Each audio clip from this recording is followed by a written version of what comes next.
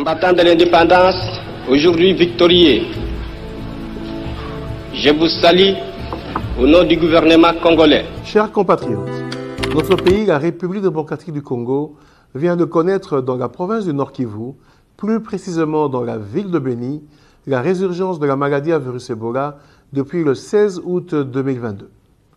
Cette épidémie, la 15e dans notre pays, la 4e dans la province du Nord Kivu et la 3e dans la ville de Beni, est survenue seulement 8 mois après la précédente dans la même contrée. En effet, cette résurgence survient dans la zone de santé de Beni, qui est en état de siège depuis le mois de mai 2021. Et c'est dans ce contexte que la riposte a été organisée. Elle a bénéficié d'un accompagnement et un appui des autorités politico-militaires dans la mise en œuvre des activités. Grâce aux acquis des précédentes épidémies et l'accompagnement de la province et du niveau national, l'expertise des équipes locales et leur professionnalisme ont permis de contenir l'épidémie dans les limites de l'aire de santé de Butanuka dans la zone de santé de Beni. Chers compatriotes, cette résurgence a bénéficié de l'attention particulière du chef de l'État, son Excellence Félix-Antoine Tshisekedi Tshilombo, qui a chargé le ministre de la Santé publique, Hygiène et Prévention, à travers la Direction générale de lutte contre la maladie, à apporter toute l'expertise technique nécessaire à l'équipe provinciale et aux équipes locales dans la lutte contre cette résurgence.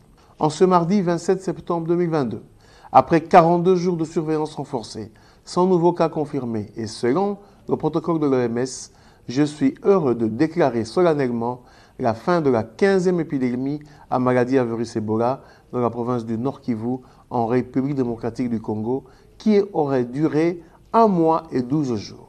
Je remercie particulièrement les équipes locales de la zone de santé de Beni, la division provinciale de santé du Nord Kivu et les experts du niveau national qui ont œuvré sans relâche pour l'obtention de ce résultat. Ce résultat est également le fruit de l'appui de nos partenaires techniques et financiers, œuvrant toujours à nos côtés dans la gestion des urgences. Chers compatriotes, au cours de cette épidémie, seule une aire de santé sur les 22 que compte la zone de santé de Beni a été affectée suite à un décès d'une femme de 46 ans à l'hôpital général de référence de Beni après 23 jours d'hospitalisation pour détresse respiratoire. Un prélèvement buccal a été effectué et a été confirmé positif au virus Ebola, Zaïre, par l'Institut national de recherche biomédicale, INRB en sigle. Le séquençage a révélé qu'il s'agissait d'une souche persistante liée à la 10e épidémie. C'est l'occasion pour moi d'exprimer ici, au nom du gouvernement, toute ma compassion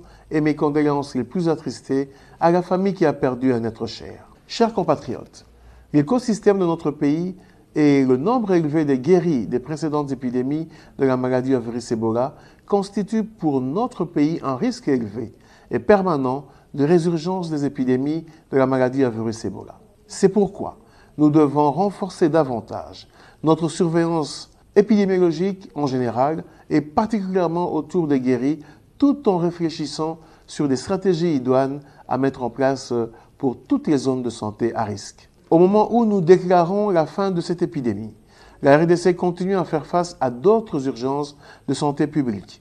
J'ai cité le choléra, le monkeypox, la rougeole et la pandémie à Covid-19.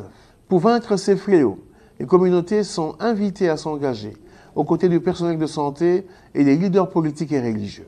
Au regard de la survenue de l'épidémie de la maladie à virus Ebola, souche Soudan en Ouganda, la surveillance transfrontalière devra être renforcée et un plan de préparation mis en place pour les provinces du Nord Kivu et l'Ituri pour être capable de détecter rapidement d'éventuelles urgences de santé publique et ainsi réduire la charge de morbidité et mortalité dans notre population telle que le prône le chef de l'État au travers le plan d'action du gouvernement dans le cadre de la couverture santé universelle.